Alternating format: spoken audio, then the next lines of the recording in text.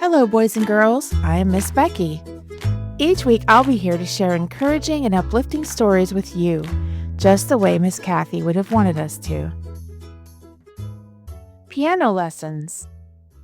DeeDee's hands picked along the piano keys as she practiced her song. Again. She looked up at the clock. "Father," she said in a loud voice, "I think the clock is broken." "Keep practicing," the deep voice from the living room told DeeDee that there was no escaping the last 15 minutes of her piano practice. She looked at the clock again. It seemed like the second hand was moving one tick every 5 minutes. She started her song over again. "I'm going to be sick of the carol of the bells before Christmas even gets here," she thought to herself.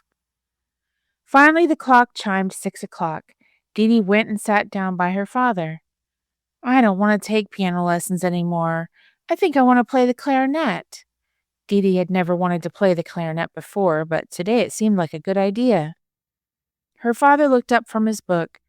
"I'd like to hear you play the piano, DeeDee. I think you'll be a very good pianist if you work hard." "But I don't think that's what I want to be." Mr. Adams put down his book. "Last summer, you were really excited about playing the piano. When we agreed to pay for piano lessons, you agreed to practice and take lessons for a whole year. Now only half a year has gone by.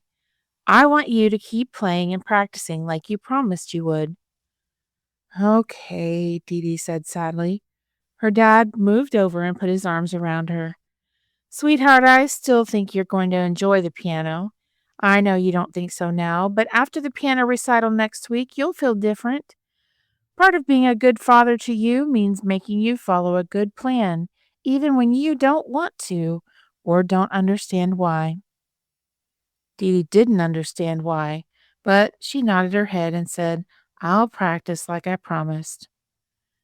The next Sabbath in the shoebox, DeeDee was talking with her friends before Sabbath School began. "Are you really going to be in a piano recital?" asked Maria. "I'd be so scared. My hands would shake too hard to play. Aren't you nervous?" "No, not really," said DeeDee. "It's not so bad, except for all the practicing. I have to sit there." "I wish I could perform in a recital," interrupted Jenny. "It would be like being a famous person with the spotlight on you and everyone watching." "But what if you made a big mistake?" asked Maria. "In front of all those people." "It's time to begin," Mrs. Shue called out. As they found their chairs, DeeDee watched Mrs. Hornshaw play the piano while they sang. "I would like to be able to play like that," she thought. Then she remembered the long minutes on the piano bench.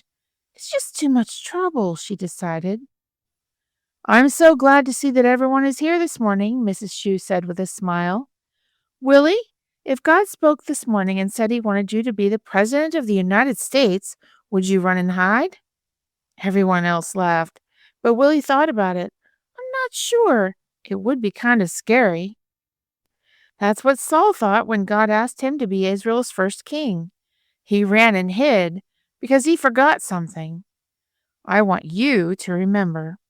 When we follow God's plan and do what he asks, it will always work out for the best. We'll end up happy. DeeDee raised her hand. "Mrs. Shue, what if we don't understand why or how we're supposed to follow God's plan? Saul didn't know what a king should do. Maybe he was afraid of doing the wrong things." That's the lesson we need to learn today. We can trust God even when we don't understand. For example, why do we give away our money as tithes and offerings in church? Sammy spoke up. "Sometimes it's hard to give when you have only a little money." "That's right," Mrs. Shue agreed. "But God's plan says that the more you give, the happier you will be. We don't understand how it works exactly, but it does. God has many plans like this that we don't understand. See if you can catch him trying to teach you to trust him this week. When you catch him, we'll put another footprint on the board." On the night of the recital, parents and grandparents crowded into the auditorium, but DeeDee didn't feel nervous until Candace made a big mistake. Candace, one of the other piano students in the recital, somehow forgot the next note. DeeDee held her breath as Candace sat there in front of all the people, not sure what to do. "Just Start over, Candace, Mrs. Thorne, the piano teacher said. So Candace did, and soon she was sailing through Jingle Bells again. DeeDee sat back and took a deep breath. What if I make a big mistake, she thought. What if I forget and everyone laughs? Before DeeDee had time to think, Candace finished her song and everyone was clapping. DeeDee started to feel afraid, so she quickly closed her eyes and prayed, Jesus, please help me to do my best and not be afraid. Then Mrs. Thorne stood to introduce the next performer. Next, DeeDee Adams will play The Carol of the Bells.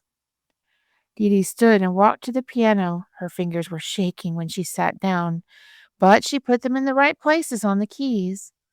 Once her fingers knew where they were, she felt better. I'll pretend that I'm at home practicing, she thought. She played the first notes and almost forgot about the audience. Her fingers had practiced the song so many times that they almost played it all by themselves. As the last notes of her song faded in the air, she was surprised by the sound of the audience clapping. She turned and bowed with a big smile on her face. At the end of the program, she found her father's arms around her. You were wonderful, DeeDee. I am very proud of you. I knew you would be a great piano player, he said. Thank you, she said quietly, looking in his eyes. Then she was almost smothered by her mother's big hug. Later at home, DeeDee sat on the couch by her father. I really do want to keep taking piano lessons. I'm glad you didn't let me quit, she said. No instrument is easy to learn. They all take practice. I knew you would like the piano if you kept at it.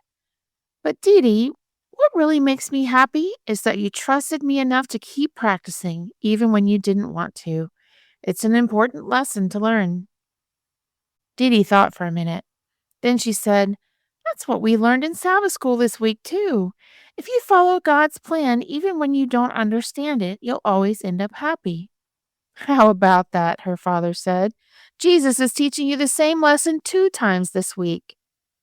I knew Jesus wanted to teach me from the Bible, but I didn't know he could teach me by my piano lessons. Since I caught him teaching me, I'll get to put a footprint on the board in the shoebox next Sabbath. Wait until I tell Jenny and Maria that Jesus is teaching me piano lessons.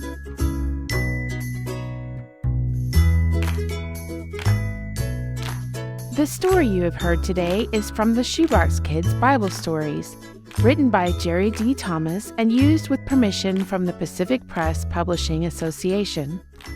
If you're interested in any other books published by the Seventh-day Adventist Church, please visit AdventistBookCenter.com or call 1-800-765-6955.